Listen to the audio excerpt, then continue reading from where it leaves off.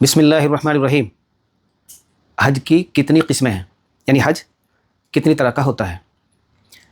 حج کی 3 قسمیں ہیں۔ حج 3 طرح کا ہوتا ہے۔ ایک ہے حج افراد۔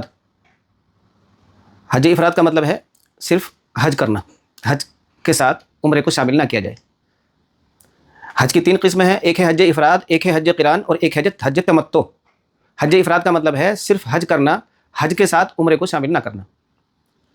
حج قران میقات سے حج اور عمرے دونوں کی ایک ساتھ نیت کرنے کو حج قران کہتے ہیں۔ ایک ہے حج تمتع۔ ایام حج یعنی اشہر حج میں، حج کے مہینوں میں میقات سے صرف عمرے کا احرام باندھا جائے، پھر مکہ آ کر ارکان عمرہ ادا کیا جائے اور ارکان عمرہ مکمل کرنے کے بعد احرام سے باہر آ جائے، بیچ میں وہ عام زندگی گزارے۔ پھر ذی الحجہ کی 8 تاریخ کو وہ حدود حرم سے، مکہ شہر سے، اپنی رہائش گاہ سے یا مسجد حرام سے حج کی نیت کرے، حج کا احرام باندھے۔ اسے کہتے ہیں حج تمتع۔